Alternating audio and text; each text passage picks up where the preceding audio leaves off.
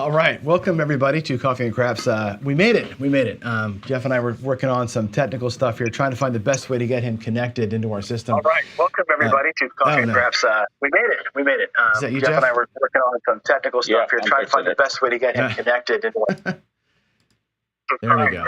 Oh. We made it. Jeff and I were working on some technical Jeff, stuff. you got a big echo somewhere on your side. Nope, I got it. All right, cool. Thanks for that. No worries, man. Anyway, we did it. So we did do it. The thing is, for some reason, people dialing into my system from their computer isn't working with Chrome. I don't know what the hell's going on, but Jeff couldn't get in and Chris couldn't get in last week. But now Jeff's here with us on his phone. And without further ado, I'm not going to do the normal thing. I want to get right into talking with Jeff because it's Monday and Jeff's here and he's our guest. And welcome, Jeff, to the program. I haven't had you on here ever, which is shocking to me. Well, we did the Crapsathon the first year, and of course, we know what happened with this last one. But oh man, dude, I'm so sorry about that. I got it, and I've said this to everybody but you publicly. That was such a disappointment that we couldn't get that feed to work.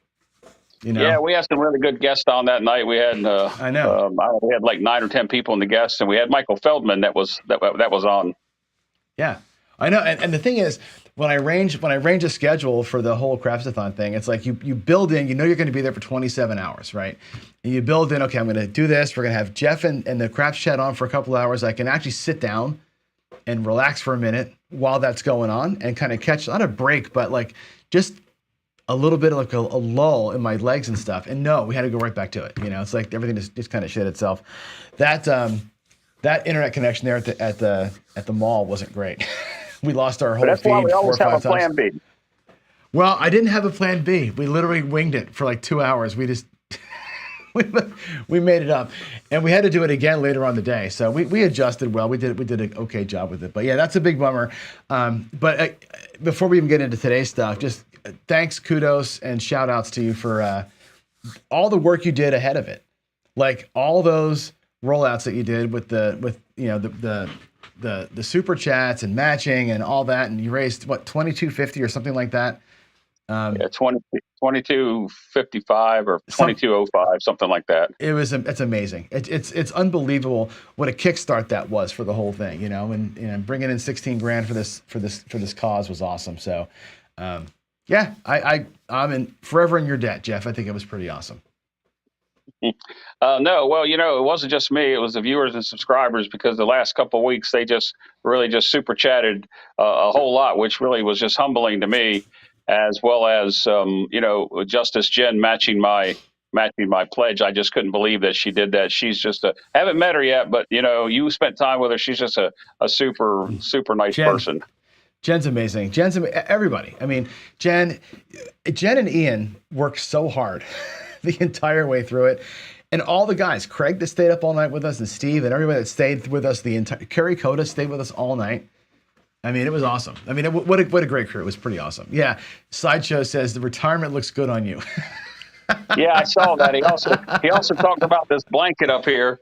That looked warm and cozy. Man, it's been cold on the East Coast here. It was 12 degrees this morning, which is highly unusual for my area. Yeah, you're welcome. You're welcome for that.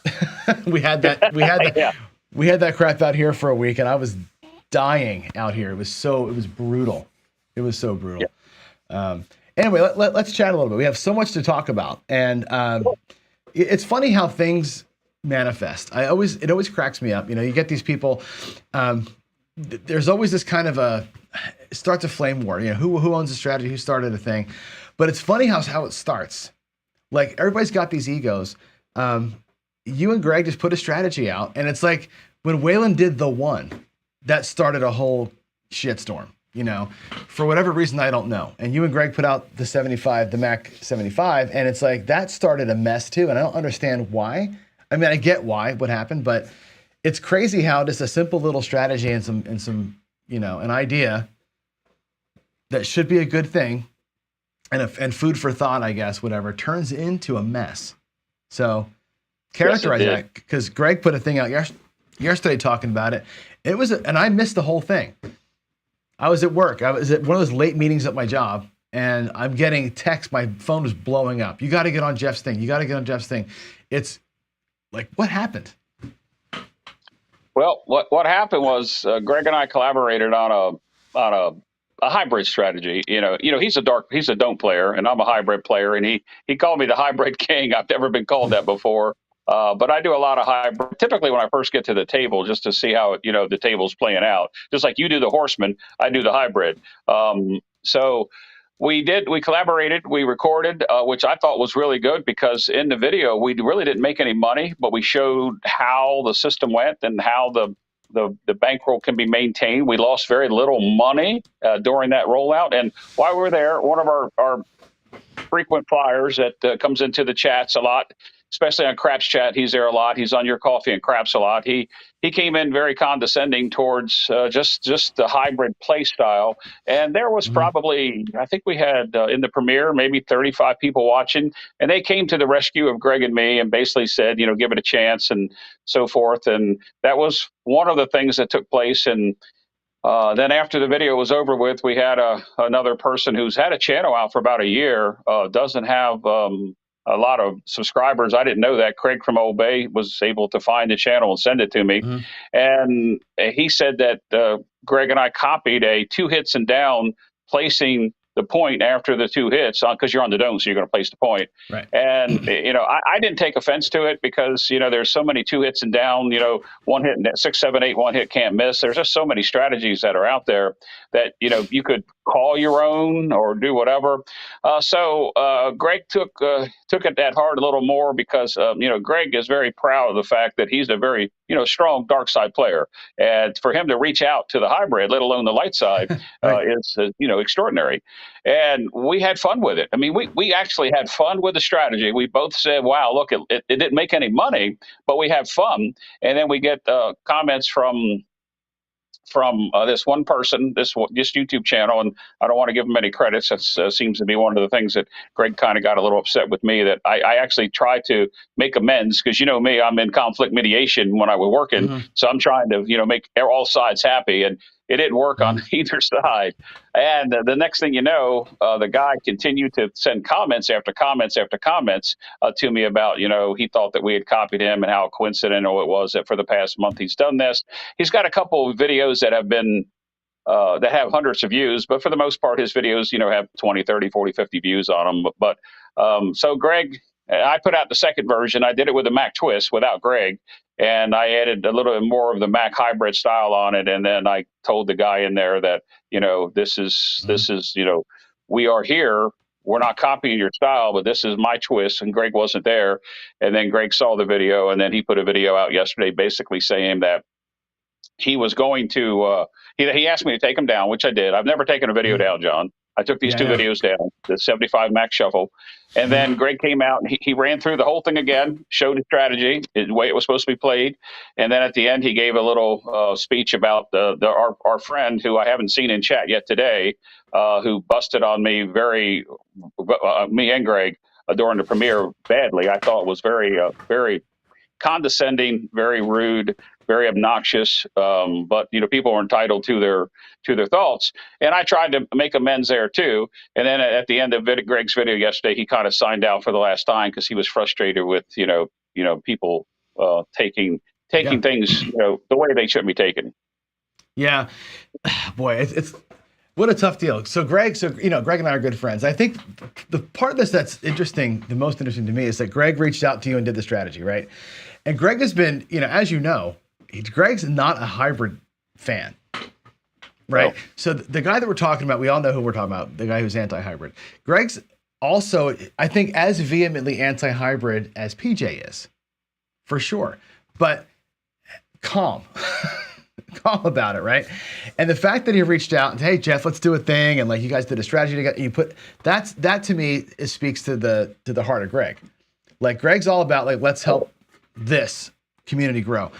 And whether the other guy's got 40 subscribers or 440, it doesn't matter, right? Because if it's a good strategy and he's a good guy, who cares how many you have? I had 25 subscribers when I first met Greg, and I treated Greg with respect. Obviously, we got to be good friends, and then he promoted me and helped me out and helped me really kind of got kickstarted. So I don't put stock into the size of the channel at all with regards to that stuff. I think the heart of a person comes out and you can kind of see where people are and what matters to them most. You know what I mean? Greg wants to help. You want to help. I want to help. Some people want credit for everything. Some people get butthurt if they feel like they got their thing taken from them, and I get it.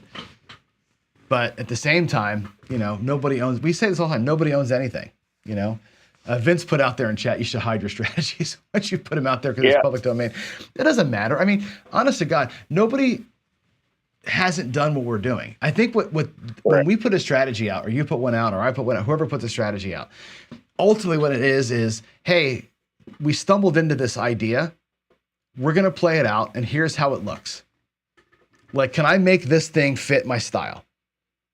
Right? And, you know, the $75 don't and a 160 across for a couple of hits, if that fits your risk level, here's a cool way to play it. And it isn't like, hey, I'm Jeff and I'm putting the book out, and I want $10 for this strategy because I thought of it and I'm awesome. That's not at all what you did. But people see it that way. People feel it and see it that way, and it's kind of annoying. Well, what you started saying there in the beginning, John, you know, you were Greg was your 25th subscriber. I was your 101, I believe, when you started your channel. And, you know, you grew fast. I grew at a steady pace, plateaued and grew and plateaued. But the entire time that I've had my channel out, your channel out, and even Greg, and I'll give him kudos for this, he will talk. It doesn't matter what strategy it is, light, dark, hybrid, indifferent. He will talk to you about it, and he promotes people just like I do. I promote any channel, and I even was going to try to get this guy to come on to my show and give him some promotion. And he told me he doesn't need it because he gets his views, and he's got a Facebook group or something or other that he claims works for him. But you know, it's all about the community. John, you're about the community. I'm about the community. Greg was about the community, and I hope if he's watching, I hope he comes back. And in the video he put out yesterday, both the Chris from Sideshow and Chris from Dice DJ, and they put some very nice comments in there. And you know, I out of admiration and respect from Greg, because he asked me to pull the videos down, I did. But we're all here to help each other. I mean, right now I'm currently helping about 18 different YouTube channels with the technical aspect of it on the Windows side, because I'm a Windows person, you're an iOS person, you know, and I don't charge nothing. I'm not looking to make anything. My channel isn't a for-profit channel. I mean, if you watch my channel, you can see that I'm giving almost everything back that comes in. I don't need to do this for income. And you know, the thing that bothered me the most was Greg. It wasn't this guy, and it wasn't the person that typically shows up in chat to bust on. It's light side only. It's not that. It's about Greg. It's about my friendship with Greg. It's about the bond that we had created, and the fact that, you know, he wanted to collaborate with all of us. And now that could be gone. I hope it's not, but that could be gone. Yeah, I mean, it could be. I want to put something up here. G-Dub, let him be butthurt elsewhere. It's not a competition. It's not a competition. What's funny about all this is, like, we all do the subscriber count thing. Like, you know, I don't even know you're over 2,000 and change. Who cares? Like, it's just not a competition. Yep. Like, and when I first started this, and maybe you might feel the same way. When I first started the channel, I didn't start this to build a community. Like, I started this as this, you know, I've been playing craps my whole life. But when I put the channel out, I'm like, this is a cool way to like put myself on notice. Like, I'm going to turn the camera on and practice. I'm going to turn the camera on and fail publicly. And it's like, it's a way to sort of, like, I don't know what the word I'm looking for is, but like sort of do it and put myself out there. And again, the name of my channel was done on purpose to make sure I hold myself to a high standard, right? That was why I did it. And I'm like, this is like, and that was the reason. It wasn't to build community. It turned into that pretty quick, you know. Greg was integral, you're integral to that. And that to me is where this is all headed. Like, I think the unexpected consequence of having a channel is now we have 2,000 new friends that we didn't see coming, which is kind of cool. And when something happens that puts that in jeopardy, I think we all get our back up a little bit. You know what I mean? When the guy that I feel like started it all, I'll put Greg in that seat where he kind of kickstarted a bunch of us and we got going from that. When Greg's made to feel like he's a thief, which is kind of how he was made to feel, that's pretty messed up. And I think we all should be taking that pretty personally. And I think that was why the ire, you can see people in chat that day they just flipped on a switch when that was happening, because they realized that exact fact that it's family. You don't fuck with family, right? And that's kind of what happened. And I think we all felt that, and it's a shame. that Greg is, Greg is he was like, for lots of reasons, he doesn't have a channel anymore, but he's kind of coming out and doing a thing and sort of, and now that's gone too, because again, if anybody's not a thief, it's that guy. Right. I mean, Greg, you talk about salt of the earth. Greg is salt of the earth. Right. And there's just, there's no room for that. Right. And I think we have worked so hard, you and me and Dylan and everybody else, to build this community up. And the folks that are in chat right now, we got 50 people here, every day coming out here and supporting me and you and everybody else. That's the family, right? It's family or nothing to me, kind of thing. And that's kind of where this is. And that's why, like I said, I'm not going to ban people, because you can say what you want. You should be able to, contribute, but you've got to be a grown up. And I think a few people aren't acting like grown-ups, and I think we just got to call them out when that happens. It's like if it's family, you protect your family, but you also sort of make sure that you're keeping your family also to the high standard. And I think that's what you and I have got to keep on doing, is hold folks to that standard. Yep. So, and I think what happened is when you and I talked about coming on the show, this wasn't the topic. I see a couple comments in there. Somebody said it felt like this was a Craps Chat episode, but it's really not. Yeah. We're kind of like addressing the family and how we all are here. Regardless of what side you play on and what you believe in. Yep. Lost your volume. So sorry, it's because I had a call coming in. Okay. What we believe in as a community is we're here to help one another. We're here to support everybody, regardless of how you play. Whether you're a math person, whether you're a strategy person, whether you're just new. And we have a lot of new people that come to our channels and that don't know the game. And one of the biggest things that, if you're a YouTuber, that you have to do is, one, you have to be educational, and then you also have to be entertaining. And I don't want this to be a Craps Chat episode, but I just saw Larry from Magic Aces says that Greg and I were a lot nicer than he would have been. But I don't want to concentrate this whole Craps Chat episode on that fact. I just think that us as a community and what we have to offer to one another, and when you get a strategy like the Skill 66 and you have 15 or 20 YouTubers roll it out with twists, that shows what the potential can be. And that's what Greg and I were doing. And I think maybe on that, maybe we should probably let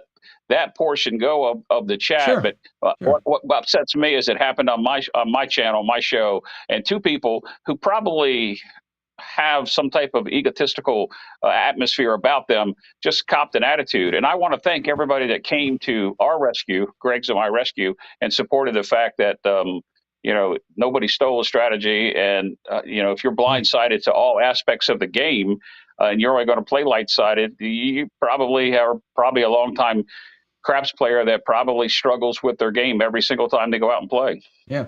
Well, it goes beyond craps, right? Like I said before, that's the heart of the person, right? Some people have this need to be right at all costs. Yes. And they may actually be right. Like I was telling Jen this over chat. Like some people, you can actually be right. But if you're going to be militant about your rightness, then you're never going to get hurt. Right? That you remove yourself from the argument. And that's happened with a bunch of people. And it's too bad that that's where it devolved to. But beyond that one situation, I think to me, this is the community discussion at large, which is like the kind of community that we want to build and keep and manage. Right? And that was the other topic that I wanted to bring up to you was the community is growing fast. And there's a thing where people said, we had the same 50 people that are kind of hopping from channel. I don't believe that that's what's actually happening. I don't think it's the same 50 people that are watching this show and your lives. And there's a lot of crossover, but it's not full crossover because we have so many subscribers that are bouncing around. But I guess the question is, how do we keep, and this is really for chat too. So I'm watching the chat go by as well as talk to Jeff here about keeping the community engaged and together. Because one thing I feel a little bit of, and I think it's specifically on the Discord side of things, is a little bit of disjointedness. Because there's 7 Discords between, there's probably more than that, that are pure craps. And it feels like, where do you go? Like my phone is dinging all the time, and I'll see a message from somebody, and I'll see that same message 2 more times because they posted it in my Discord, your Discord, and Alfredo's. Or they'll post it in Jeremy's, mine, and somebody. And like, this is nuts that we're cross-posting to get a message out there. What are we going to do? Or what should we do about unifying that stuff? Because I don't know that we just start canceling Discords out because there's a lot of advantage to it. But that does feel like we're going to start separating things. Because that's right. You got Big AZ, you got DGE, and I've got my Discord is like 11 things long on the left-hand side of all the different channels that I have. What are your thoughts on that? Well, a centralized Discord would be great. I think that each one of the YouTubers has a different twist or aspect of what they're doing, and the cross posting. Probably the amount of Discord users varies from Discord to Discord. Like there are some Discords that they only have in the 50s or 60s, and there's like Coffee and Crap CGTV. It's like the 260 or maybe on the like Discord, that, yeah. and you're approaching the 1,000 on the YouTube channel. So it would be nice if we could all collaborate together to get to that point. I don't know what the answer is. I think maybe we should ask the subscribers and the viewers what they think, and the ones that are using Discord to be able to do that. I mean, I'm gonna talk about Jeremy for a second. I like Color Up's Discord. I like Casino Quest and CGE Discord, and the amount of information and the various games that they host there is also different as well. So, right. It's like the competition is there, but really we don't need to have the competition because we are one good community to be able to support one another. That's what I'm getting at. This is not I don't see it as a competition, but it feels like people are all over the place. They're not choosing sides, but they're choosing where they're going to hang out. And it's like, you're missing stuff. And Discord's hard enough to use. It's not an easy app to use and then you have, the extra, confusion of all the different places. So we need to think about what to do. And there is the original Craps Nation Discord is still out there too. I'm not sure if you're ever on that one. Nobody uses. Nobody ever talks. That one's kind of dead because Craps Nation really they talk more on the Skype stream than the Discord. Well, you have the same people in the Skype stream that go over there, and typically when somebody comes a Craps Nation person on Skype, they drive into the Discord too, and there is some information there. There's chip trade and some various off topics. But you're right. I mean, Discord is it's grown too, John, in the past year or so. The features that are there have really grown, and people. I don't want to see it as a competition, but I think it has become one. But what can we, as a community, not you and me, as a community and YouTube content providers do about it? And if nobody wants to do anything about it, I think it will continue. But we saw in your comments last week, I believe Thursday or Friday show, I believe it was Dice Dr. Dan that asked, what's up with all the Discord channels? And, you take somebody that's my age that may not be technical savvy, that, it's something new to learn, and teach an old dog a new trick is very hard to do. So I think maybe we poll the viewers and subscribers, and if they don't mind them, we keep steady the course. And if they'd like to see it centralized, maybe we all get together, like in CGTV, you got the YouTube show hosts. Maybe we make a YouTube content provider channel. I think it may be already there, and we all just get there and kind of talk about what we're doing. We could do that. And a Discord of that size, you could easily have like the little folders that drop down for each provider. You have like the Jeff's area, the John's area, the Alfredo's area in there, but also like, I don't know. Like, because one thing I noticed right away is like the crap strategies post. Like, I've got them, you've got them, Alfredo's got them. Like, now where do we go? Like, Nemo's posted the same strategy in 4 different places, and I'm like, which one's the new one? He's like, no, I changed it. I'm like, where'd you change it? I changed it on Alfredo's one. I'm like, well, shit, man, I got to go over there and find it. That's where it's going to start feeling not competitive, but disjointed. Because where do you find the latest thing? My crap strategy was for people to post things they would like to see me roll out or try. That's different. It wasn't to say, hey, here's the latest and the greatest strategy. I actually asked for, and I have the fewest out of both of the channels you mentioned. I have the fewest, and it's because people gave me ideas, and I'm gonna get to them after the first of the year. But from a Discord standpoint, I think it's really up to what the viewers and the subscribers want, and it's just like with any other competitive business. I'll say is that that's what drives the world. I'm not in a competition to get the most subscribers. I'm using my Discord to promote things that I specifically do on my channel that nobody else is doing. So I like the idea cool. when you started CGTV. I like the whole idea about centralizing everything. And where do we go? I don't know. I don't know. The thing is, we're at this nexus point, and that's why I wanted to talk to you today. And for people in chat, we talk quite a bit. I talk to everybody, and it's like we have all these talks behind the scenes, but I think it's kind of fun to have this talk in public because we don't know the answers to these things. You guys all think we had this figured out. We don't have any of it figured out. We're literally making up as we go along.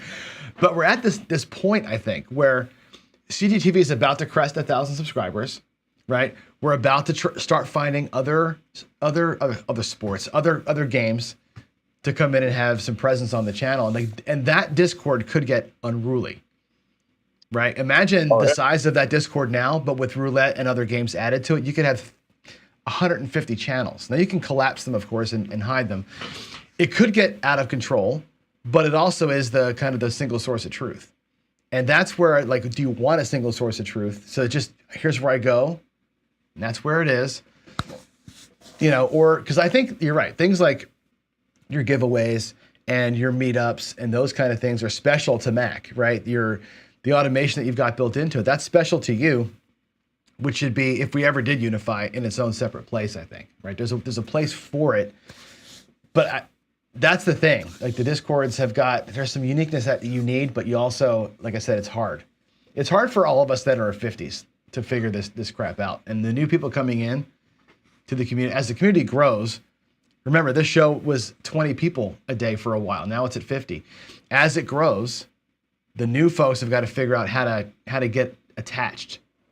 How do they join the family, kind of thing, I agree with that. And I think we've said it many times before, and this probably is a crap shack topic, is how do we get the younger and the females to come on to the community? And I've seen that growth in my channel, the younger viewers as well as the females that come on to the channel. We had Chris Dice-Dejan channel come out. I mean, he's of an age there that are probably the medium age where people that can afford to go to the casino and play serious craps, he's there. So he understands where that is, and he has no technology boundaries.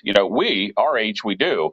And the way that I look at things is maybe well, I'm being honest. The way I know what you're saying. Yeah. We could look at things as set some goals, maybe write them down and put them into steps. John, you and I come from the same standpoint of how we got through life. But there's so many things that we need to do, and every channel sets its milestones. And when it reaches that, what most channels don't realize, especially for the small channels, and I still consider me a small channel, is that when you hit those milestones, John, you got the same obstacles. They don't go away. You still have the same obstacles, whether it's content, viewers, subscribers. What can you do to grow a channel? And that's why I like to help all the channels grow, and I don't charge a fee for it. I don't look to get recognition. Just want to have fun with it. Yeah. Well, see, here's the thing. So Vince puts out how he's grown his channel, right? It's nice to see the channels grow, but it's not about that anymore. But at first, like, you want to get to the 1,000 because it's cool. But honestly, milestone 1 is 1,000, right? To me, milestone 2 is 10,000. I really want to get to 10,000, and the reason why I want that is because, like we did with the Crash for the Cure, at 10,000 you can do donations, is super chats. They can, and the super chat donations go right to the charity with no fees. It's a complete pass through. That's the real line to cross, is that. But beyond that, I just don't care. I discovered that I wanted to have a big channel when I first started it, share my stuff, put myself on notice, like I said. Now it's about, how do we get all this to keep happening? Like your meetup, you're having, almost 20 people coming to your meetup, right? We had about 30 people come out. 20. We had 30 people live. Interested. I don't know that we're going to have them all show up. Well, I think it's cool though. We had 30 people out at Crash for the Cure. Jeremy had 100 people out there for the Color Up DiceCon. That's what this ends up being about to me, right? How do we keep that going? And the result of that will be more subscribers over time, but that's not really what it's about. I think maybe it's because I'm 50, but I've discovered that I've got a lot of really good friends now, and I like having more friends. I like that more than talking into the camera. Like when you're filming videos, everybody should know this. When you're filming a video, you're talking to yourself in a room with the door closed, and then you put it out there, and you're like, "Oh God, please, people watch it and like it." right? It's a whole different lifestyle than turning the camera on and talking to people directly in real time. And that's what this is like. That's what's awesome about what we're doing here. So I think more of that is what I think we want to find the way to do it. But I don't want to be spread out in 35 directions if we can. You know, John, you take everything you just said, and if you put that into content growth, which is not just the YouTuber, you and me trying to come up with ideas to grow the content, it's also the viewer. You have to keep the viewer and the subscriber interested and supportive of what you're doing. And that leads to the knowledge. And when I look at the strategies that are out there, I look at them from, is it snake oil or is it true? And you and I both know that the majority of players that go out that want to go play, and there are some very successful craps players, but everybody struggles with this game. I mean, you know, watch your daily paychecks. I mean, you're putting yourself out there every day in the morning, successful sometimes and sometimes you're not. And on my channel, I say it all the time. I show the good, the bad, and the ugly. And I lose a lot because guess what? When you go to the casino, you can lose a lot. Yeah. Not a lot of money, but a lot of times. No question. And I think that's the best part of what we do is doing it live. And I look like a fool half the time, which is kind of fun. So anyway, that's a lot, Jeff. You want to play some craps? You want to walk me through the 75? Yeah, we can. Sure. Yeah, if I go to my table, can you see my table the way your phone is set up? Yes, I can. Yeah. All right. I'm going to turn the light on. And I did this with Greg and with Chris a little bit on a Zoom call. We were playing around with it. Actually, before you released it, we were playing around with the strategy a little bit. So I kind of knew what it was going to look like ahead of time. But let me get from your view and walk me through. And let's talk to everybody about it because this is a good chance to kind of pro and con this whole thing and add tweaks or whatever else. Let's walk through the basics of it. Let me get my rack unhinged here. Sure. Basically, what it starts with is if you're a dark side player or you're going to go out on the don't, a bigger don't is better than a smaller don't with the odds. At least that's the belief of some people. So if you have a bigger don't and you're going to play it hybrid style, or you're just going to stick it out there, which way do you want to go? And from a lot of players, the light-sided players, they don't understand putting the don't bet out there and not placing some place bets that will make you money while you're waiting for the bad number to come. Why not take advantage of a couple rolls? And Greg and I came up with let's just go 2 hits and come down, which we've heard many times before. And the idea is that our goal was to make $75 or ish, depending upon which numbers are hit on each shooter. Come down, place the point, let the hand resolve, do it again, rinse and repeat.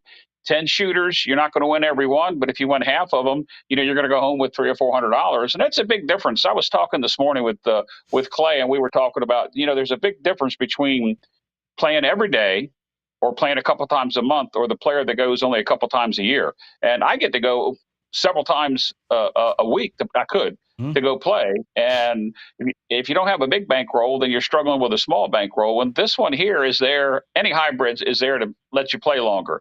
And depending on the casino, they may not comp you the same because you're basically hedging one side or the other. So you come out with a $75 don't is what we picked. It's somewhere between 25 and 100, so we picked 75 on the don't. And then we're going to establish a point, and we're not hedging against the 8 ways to lose. So that's something that you have to realize. Somebody may not like that. And are you going to protect it or you're not going to protect it? With the version that Greg and I did, we're not protecting it. We're out on a $75 don't. 8 ways are there to kill us, and it can happen and it will happen. Sure. So put 75 on the don't. Let's get a point. I'm going to play with $500 too, by the way. Oh. I'm gonna load. Well, you know what? That's what a lot of people buy in for that, right? And let's put it to like the oh shit test. Well, a $75 note at a $500 bankroll, you got to consider that, the percentage that you're putting out there. Greg liked a $2,000 bankroll. Yep. On my second go round, I used a $1,500 bankroll, and it was okay. But let's do it and see what happens. I mean, the only we can do is get burned, and it's really the truth as to what happens. I mean, if it works the way it ought to work, right? And again, where'd my stick go? Oh, there it is on the floor. The come out roll is where you're going to get burned, right? Yes. That's the thing, and we just did, right? I just rolled a 617, so that'll happen, right? And which is great, right? When you're playing with a small bankroll, which a lot of people do. Like the $2,000 bankroll is not just floating around the world like everybody's got it sitting there. So you're going to have to go, oh shit, I just lost almost a quarter of my bankroll in one roll. And that's a real thing to consider. The 8 ways to lose, when they do get you, they're going to get you hard, but I don't really count the 11 as a loss. I think I said this before. I don't care about the 11 because the 2 and the 3 outpace that, generally speaking. Correct. So that one's it's really, to me, it's the 7. It's the 6 ways to lose on the 7. If I put in the 3 ways to win on the craps, it really negates 5 ways. I have 5 ways to lose over time. Over time, it's a net 5 loss. I'm down with that. Yeah, right? And there are many people that have that same philosophy as you do. Yeah. Well, I think it's important. Now, again, at a big bankroll, it's different. Now we're fighting. But if it works, I'll get that $75 back. Right. Okay. And the first shooter will end up being a wash, which is going to be okay. And oh my God. Good morning. Good morning, hey, Jeff. John, it wouldn't be you if you didn't roll the 7. Good Lord. I owe myself a quarter, by the way. I didn't get changed last time. Wow. Okay. I owe myself 2 quarters. There we go. Jeez. Here we go. Can I get anything but? Hey. There's a midnight, so that does nothing. Wow. Can we get out? Hey, got a 5. Cool. Now we're on a 5. Yep. Here's where the magic of it works. So you're going to go, what's your levels out here and why? Well, we were doing green level with exception of the 4 and the 10. So you're going to come out with 85 in this case on the 6, 8, and 9. So you're going to do single green units. So 30, 30, 25. And this with a $500 bankroll is really hard to do, John, but we'll go with it. We're going to make it work. Yeah, and then Greg and I talked about, let's go ahead and take a shot at the 4 and the 10 and come down to table minimums or whatever they would be. So it's either 10 or 15. So we put 15 on the 4 and the 10. All right. And that's how the strategy actually worked itself. And then you take 2 hits that hopefully isn't going to be the 5, because we should be the issue with this that some of the people in the comment made is that we're overexposing ourselves on the dark side. And we're trying to get there in the 2 hits. And yes, we are overexposed, and that's where there's various ways to play. But this is how the 75 shuffle was initially discovered. And putting the $30 extra out there on the 4 and the 10 is a risk, but that's 6 more ways for you to pick up a little bit of money. So let's go ahead and go with it this way. Yep. Yeah. And so what's the total out here? We're at 75, 85, 105? It should be 115. Or 115, right? 115 versus 75. So I did make this criticism last week when I was playing the Garcia grind, which was that he was half down. He had half the dump of what he had up here. Yeah, and that's tough. That's tough. It's really, and here you're also in the same spot, but after the first hit, you're not. Really. If we catch one number, right, then it negates that. Here we are, 538. I'm going to come around the outside here. 538. So that pays 35. And you're same betting these things, right? Yep.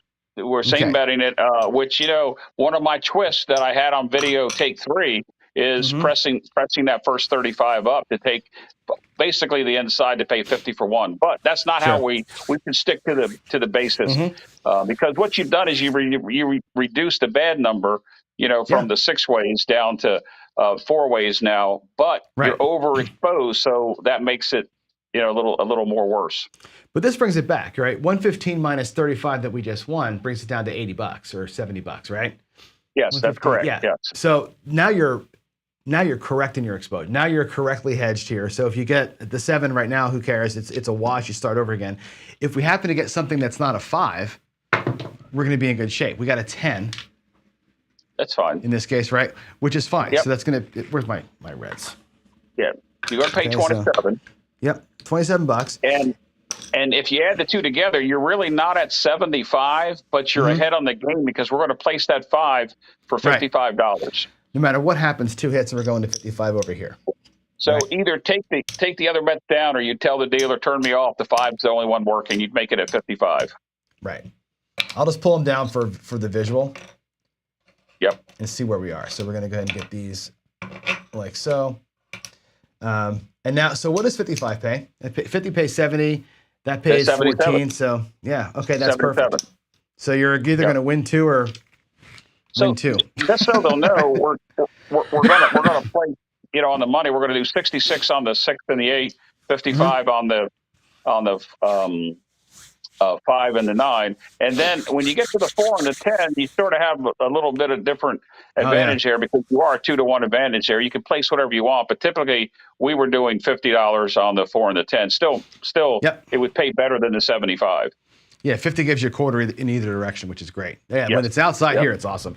I was loving that when you're at the high levels, when you're at like $300 on the don't, those become $100 guarantees for you. It's pretty awesome. All right, let's let this one resolve. And this one here is going to resolve the right way, right? We got a 5, which is fine, but it's what you wanted to see. Set a point, get 2 hits, resolve the hand, right? So that's going to pay 77. There's the 75 and 2 extra bucks, right? Yes. So you're out of that hand nice and clean. I'm going to put the 75 bucks right back in the don't. We're going to put this right back in the rack. And again, what you need on this strategy is not to get donked, right? You can't have 2 come out 7s like we had, and you can't have the point getting whacked. But people have to understand that it can happen. Well, it did. It can and it did, yes. It 100% did happen to us. So let's catch a new point here. Oh, we got a yo. Golly, John. John just going to single-handedly destroy this thing. But John, people have to see that this can happen. There's 8 ways. If you 100%. Don't protect against them, there's 8 ways that can burn you. Totally. It's good. It's that's okay, it's a 6. I thought it was a 5. 426. That's the bane of the don't, right? The bane of the don't is exactly that situation. So we'll go back out here again. It'll be 80 inside this time. Yeah, 80 inside and 15 on the outsides. Yep, so you're at 110 versus 75 this time. Exactly. All right, here we go. Let's catch 2. There's a 7, so that's ill-timed. Because what will happen is, and the way I'll pay this is I'll take these 3 quarters and pay that. So our net down here is going to be 35 bucks. Right. That's correct. 35 or 40, whatever it is. Yeah, it ended up being 35. So there's the 75 back to the rack. And at 500, we're getting killed here, but we're going to catch one. We're going to catch a couple of these in a row, I'm sure. We're due. We've had 3 come out losses. So $150 of our loss has been just me being a crappy thrower on the come outs. That come out is a bitch. That come out's hard to overcome on the dump. There's your 8. So we'll come back out again.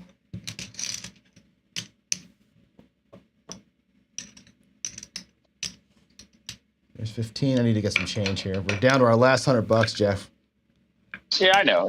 That's why I said 500 was tough to do it with. But it's tough. We're on a short time period here, and it's just we're trying to show what it can do, not necessarily that you're going to make a fortune with this. Well, the reason to show it at $500 is because I think people will try this. I've gotten a lot of emails. I'm sure you have too. I tried your thing and got whacked at a casino. Well, you were underfunded, right? You cannot be underfunded. But I think at $500, there's no way you can afford that bet right there. The emails that I get, John, are I tried X's strategy and I got beat. What did I do wrong? And is this truly snake oil or does it work? Can you roll it out for me? I get that quite a bit as well. I get a lot of that stuff, and those are hard emails. All right, we got a 5. What did you hit on that roll? That was a 5. We got $35. Okay. Cool. Which is good. So let's get that. All right. One more. Come on, Johnny. Ace deuce. Now, when I was doing this with Greg and Chris, on every roll, I dropped the $5 any craps. Yep, and that's what I was doing too. Yep, I tend to do that. Here we're underfunded for it, but you don't waste that roll. If you do the $5 any craps, we know that's a shitty bet, house edge-wise, but you're not giving up in 6 more ways not to get paid, right? I know it's a donation most of the time, but it's tough to watch that roll go by and get nothing out of it. There's a 6. Great, $35, and we're done. So we're done. Yep. This goes to 66. 8 goes to $66, right? Like so. That all comes back in. So we're good. No matter what happens here, we're either going to win. We're going to win whatever that is, $9. 77. They pay. Yeah, it should be out for 66. It pays 77. Yep. So that'll win $2 on an 8, or it'll win $9 on the 7. Right. And a light-sided player is going to tell you you're missing a lot of rolls here. But that's not the point. The point is 2 hits, you get your $75, let the hand resolve. Yep.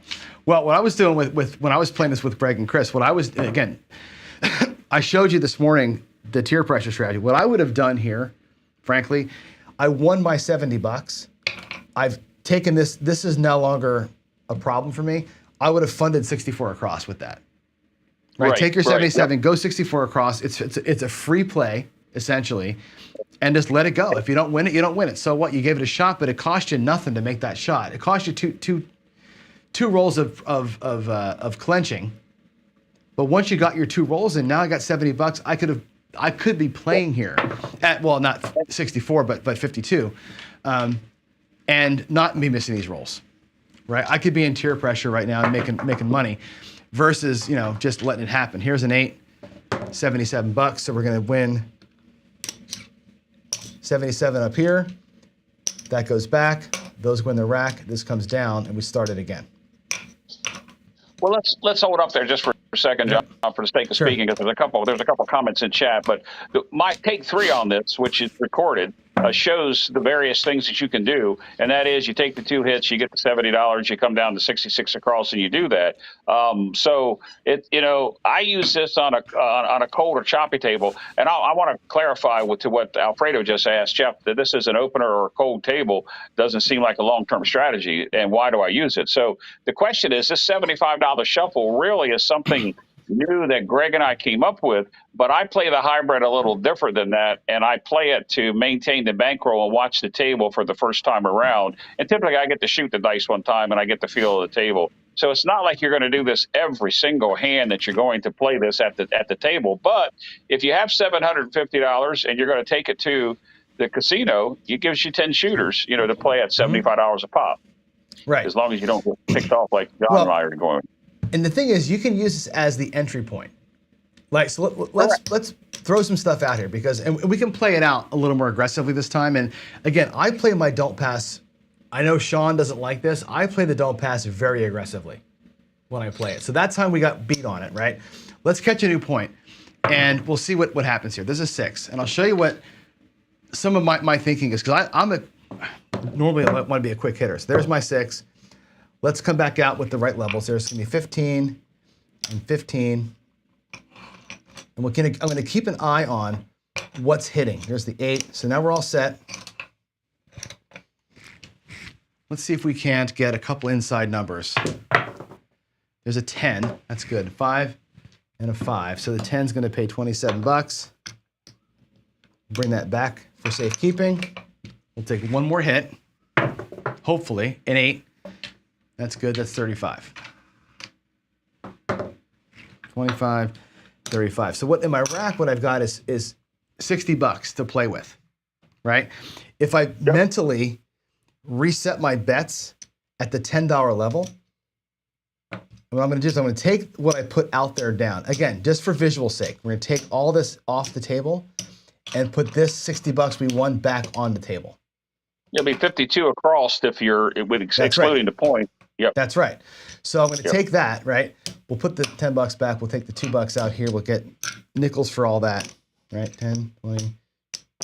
I owe myself $10. And there's nothing to say, John, at this point, you can't place the point for the full amount or a partial amount, but I like the way you're going with this right at the moment. Right. So you're going to do that. You can. Now, at this point, those are free. Those bets are totally free, right? I still have $75 out here at risk. So you could leave us naked and say, well, we're gonna be a don't pass player because we're a don't player. And effectively what this does is it's still quote unquote hybrid, but I'm switching sides, right? If I hedge the point out, then I've gone completely right side. Yes. If I leave the don't here, I'm gonna be a don't player and I'm gonna be a do player. Let's let this person hopefully get some points for us, place it up, and then if I hit this, I'm gonna parlay it. And so whatever happens. How you're playing it at the moment is how I do. And occasionally on about roll somewhere between 8, 9, 10, 11, I'll turn off for a roll or two. Mm-hmm. Really? Yeah, just because it's coming. Oh, and yeah, if it turns into a 20 roller, you're back on it and you're pressing. Yep. All right, that's a 5. We're going to go 15 for 1. and I'm going to make it a quarter. I go right to my, my favorite tier pressure strategy and see if I can turn that $50 into something more. Now there's a 6. That's a bummer. We're going to lose our don't. This is a good case where you would have gotten that even Steven play. Yeah, but take all the money down on the place bets that you have there. You have the 75 covered. I know. That's what I'm saying. When you switch over, now that's a bummer. We didn't get to keep that, right? So we'll take these down. There's 25. But it's like Alfredo said in the chat a few minutes ago, because I'm watching the chat. $10. He understands that you use this as you walk up to the table and you're charting the table initially. This is charting the table. This is when a table goes cold or a choppy table. It's not when you got good shooters there or back to back good hands. You're not going to play this every single time. That's I think what some people think you're going to play the hybrid 100% of the time. I don't do that. Yeah, you're right. No, you wouldn't play it every single shoot, especially at that level. Let's catch a ace. There we go. Finally, good Lord. All right, aces. That covers one of our 3 losses. But you know me, right? This is where I play this as a separate. If it's my table, it comes back to back the opposite way. Yes, I'm going right. I'm parlaying the whole damn thing. I know people go, "Oh my God, you're crazy." Parlay it, right? But here's the thing, right? That's a totally free bet right there. And I get that we've lost 225 on here. We've lost 2 7s and an 11. So I need those to come back to here, right? Yeah. The other thing you can do, and I like this because this is what Jacob over at WagerMe says, is that if you won on that ace or ace deuce, why not put it into play? I don't mind the parlay. I don't do it that way. Why not place the $30 on the 6 and 8 working? Because you got $75 there. Here's the thing. It's either way. Yeah. Well, let's talk it all out because I think people have got to hear this too, right? Here's what we got: $75 free dollars. Option 1, John option. Stack that shit up. The John option, stack that thing up because the don't is powerful. When the 7 comes or whatever comes next, that's going to net me 75 plus another 150. That gets all of it back, right? Which is a great win. Right. Option 2 is get off the don't completely and go up here 64 across for free. Just ignore the don't. There's no need to be in hybrid mode at all. You already won your $75 without having to deal with the 2 hits. Just let the guy get a point and then come out here 64 across and you got $9 in profit before the hand even starts, right? If you want to be fully right side, that's a better option. Just come right out. The ace is paid for your cross bets. Correct. You just get to go eat for free. Right, that's the buffet. I like that option too, right? I either want to be hyper aggressive down here or hyper aggressive up here, but I think keeping 75 and playing the strategy out normally is the mistake. You got to be aggressive and go full light or full dark here, I think. And if you go option 3, which is in the middle, is you take 60 of the 75, you turn it, or you can put it all out, 66 and on the come out, and there's different ways of playing it. But did you parlay that? Because I couldn't see that. Oh yeah. I'm 100%. I am parlaying that bad boy all day. Let's do this. Here comes a 7. No, it's a 6. All right. It's the 6. All right. So I parlayed it like a crazy person, but that's okay because we're going to go out here and get our stuff. We're going to get the 8, the 9, the 5, the 4, and the 10. Well, there's to your option. This would be option 1A or 1B, John. Is you can a lot of people, and it really surprised me when I saw a player who claimed to be really good recently say they didn't know that they could either take the don't down or reduce the don't. You don't need to leave the 75 on the don't if you don't want to. Yeah, but here's the goodness of this, right? We're on a bad number for the don't, right? The 6 is not a happy number. We have 150 out here, which means when it comes time to get our 2 hits and make a decision, the hedge on the 6 at 150, we probably make that look like, I don't know, I do the quick math in my head, that probably is going to look like 120 out here to win 240. It's probably 150. 150 is a wash, but there's more money to be had here. The bigger this is, the bigger this can be, and you can lock up a little extra here. Let's roll it out. Let's get our 2 hits, and then we'll make a call. 3, ace deuce. Oh man, 1 roll too late. Yes, exactly. How cool would that have been, right? To double that bad boy up. There's a 4, 3, 1, 4. That's going to be $27.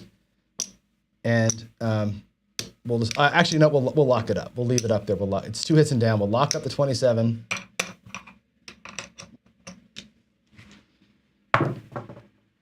$5. Perfection. Okay, so we got our 2 hits. This is fun. Now we had a choice to make. Right? We have, again, enough to go with the 52 at cost. No risk to us there at all. With 150 out here against the 6, or you can hedge the 6 off. Or you could reduce some of the don't because you doubled your don't. I mean, I realize people don't like to do that, but those are the options, and these are all options that the individual this player can become you can make that a quarter if you want to. It doesn't matter. Sure. That can be that you can take all this down. However, the 7 is still better than the 6 all day long. Yes. Right? And as an aggressive don't player, like I said, what I'm doing here, I'm gonna make this look like 64 across as best as I can. Right? That's what I'm doing. I'm gonna take this all down. We're gonna go 64 across, minus the 6, of course. So 52. 52, yep. Right? Let's see, I need to get that back to the rack. And I'm gonna play this right side, and I'm gonna actually hope for a 7. I'd like to get a couple hits, but I really want to see the 7 right now. Right? Taking advantage of the raw probabilities here. So again, it's an aggressive move for sure. I didn't know what the last roll was. Did you turn your bets off? Or do you have more? We're still in the roll. That was a 11. So here's a 9. So 15 for 1 on the 9 goes to a quarter. Let's just avoid the 6. But if we get the 7, I don't care. There's the 7. That's beautiful. Right. Right. So we lost $64 up here, but we made an extra 150 down below. Let's make that look like a black chip as well. So that little move that I did brought back 225 to the rack. And like I said, when I'm playing hybrid like this, I'm going to go all bonkers up here while I have the chance to do it. Once I'm playing for free, all bets are off. And down here, this seems to win back-to-back more often than it doesn't. It'll lose back-to-back, but I'm never going to lose more than my base bet from my rack. But when it wins back-to-back, you can double up pretty quick. And let's see where we ended up here. You know what Greg says? Once you get past the 8 times, you're the favorite. You know? Yeah. So you're always the if you do the math, once you get past the 8 times, you're the favorite. Yep. There's our $500, by the way. There's 3, 400, $500. There's 75. There's 115, 123, 121 in profit. That's not bad. And the goal, as Greg pointed out, was a 20% win. You've hit that, John. Yeah. You're there at the 20% win. And we got whacked 3 times down here. We did get whacked. Yeah. Yeah. And even got whacked with the point. When I had my take 2 video up on this, John, I got whacked twice on the 10 and 2 on the point, and I came back to be $18 ahead after about 9 suitors. Yeah. It'll be resilient, right? But I think you've got to be selectively aggressive, right? I think the selective. Let me go back to the other screen here. Let's see. We're gonna go here. I think being selectively aggressive. I gotta get that stupid light off. That light makes everything turn blue for some reason. It's an orange colored light, but it makes the room turn blue. The selective aggressive thing is where it's at because the don't will lose back to back to back. You'll have that like I did 2 come out 7s in a row, where you have a come out 11 and then hit the point. It'll also win 2-3 times in a row. It's very streaky. So when I get one, I try and be aggressive on it. That to me was a separate play than the place bets. At that point, I made a decision to go full in over here as a separate move from the place. Correct. And you kind of get it. I think options are where it's at. Let me address something that Nemo just said. He said 20% I can do more. I don't think he was here the entire time. This is a strategy that somebody would use that plays every day to chart the table to get started. It's not somebody that plays twice a month or twice a year. But if you go and you travel on vacation and you're having a bad time and you take a break from the table, you come back to the table and you start with something like this. Maybe not at 75, but you start with something like this. So 20% goal. That's the person that plays every single day of the week. 5 days a week they play. 20. Do the math, John. That's where my bankroll came from. On the hybrid, playing 4 times a week, making $200 a time. I'm 25 minutes away. I'm making $800 to $1,200 a week. that's some good daily paycheck, or as I call it, supplemental income. That's how you build your 401k. I did the same thing, Jeff. That's how I built it, a little bit at a time, at a time, and it grows up, and before you know it, you have a new craps table in your garage. Like that's kind of what you do. Toys in there, new cameras, new microphones. Yeah, all kind of new toys, right? It's kind of cool. But yeah, and Victor's saying lose low house edge bets is my foundation. People are talking about the option of dropping that don't pass down, and the thing about the don't is people say never drop the don't. Because you worked really hard, like that. Correct. Just like a DC. Same way with DC. Beating the come out is hard. It's hard to get out there, even against the 6. The 7's a better bet. The reason why I parlayed it was because if I can get that parlayed bet out, that's a 60% chance of winning that bet. Once it passes the come out phase, you're a 60% odds to win that thing, or probability to win it. That's a huge. You don't want to give that up, right? Yeah, now you can hedge it if you want to hedge it off. That's fine. Right, I get the hedge it off play. If it's at $300, everything you do out there, you can win $50 to $100 by hedging it off. You can lock that in. But honestly, you beat the come out. I wouldn't pull it down. The whole point of bumping it up was to get it out there. Yeah. Yeah. Either put some money against the don't point, or reduce it. You don't have to take it down. What I think that is even better when you parlayed that, it would have been great to get the 4 or 10, and that does occasionally happen, because then you're even a better. That 60% goes up some. By a lot. So Cajun Crabs is saying this. The hardest part of the game for me is I got my goal. It's time to leave. So we've talked about this, Jeff. You and I many, many times. I've done entire series on getting the hell out of the casino. Matter of fact, I thought this week I might actually go backwards and talk about short stack play. Because that right there today is a perfect, let me go back to the table. That's a perfect chance to go short stack. Because although the numbers weren't great, what was that, 121? Yeah, 120 something. Just put 120 out there. Yeah, so if you're here, well, I'll do I think it was 121 or whatever. It doesn't really matter. But if you're here, right, here's your 20%. That's going home for sure. This is being played. The $21 is being played. What I have done is taken my guarantee and split it in half and say I will play half and I'll keep half. I'm going to put half of my guarantee at risk, half of it locked up, and now I've got $70 out here to kind of play with. You could just say I'm locking it. I'm playing short stack with this. I'll drop an extra buck out of my drink money and play this just for a couple of rolls, or I'll put a come bet out there and do some things like that. Or, like I said, put half of your lockup at risk and go out there. I do this quite a bit. I'll split the difference there. If I'm trying to build my 401g, if I'm on a mission, Jeff, to make 20%, I'm keeping the 100 and I'm going to play $21 somehow. And I'll let the $21 burn in the name of progress. Right. No, I completely agree. To me, that's a horse. To answer the skeptic, this is a 20% win goal, ratio. Yep, exactly. I would literally do. I would take 101 back. I got $10 on the don't and a $10 come bet. I'm gonna try and double up really quick and get out of here. We'll lose 10 on that stupid craps number, and just play it out. If it happens to work, there's of course the 11. If it happens to work, it works. I've turned that $20 short stack. There's the 7. One roll too late. I have turned that short stack into hundreds just by doing this for a few minutes. Like, it happens all the time. You can just sit out here and catch it and, rock this thing out, and there's a 5, and we'll just, let the $20 play for a minute. And now I'm drinking for free and having some fun, and, who cares? I have my $100 I'm going home with. That goes to the 10. That sucks. Look at that. We hit it. That's fantastic. We hit the 10. Back in the come we go. And look at that. I got another 10. And actually, to me, when I'm doing this, I'm locking half of that and I'm playing half of that. Like, that's exactly how I do that, right? I lock up half of my new win gets locked up. Half of it goes into play mode. This goes to the 6. That becomes odds on the 6.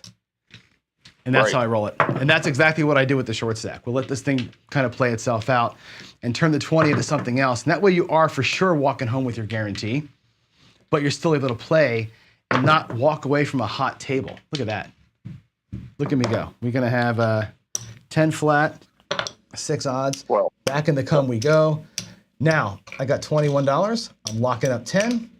10 gets to be played with, and my go-home stack is now 17 or 117. Yeah, but you're almost at where you started with the 120. Yeah, exactly. There's a stupid 4. So you hit the 10, hit the 4. Yep. And this might be a time now at this stage. Can I do? I'd like to drop some odds out there. We put $9 in odds. Nah, that's not enough. I could drop. I'm thinking about dropping odds down here, but I don't want to dip into my guarantee. So, like, part of me wants to take $5 out of here. And lay. I would actually take the 20 that's there and put 20 in odds, John. That would just be me.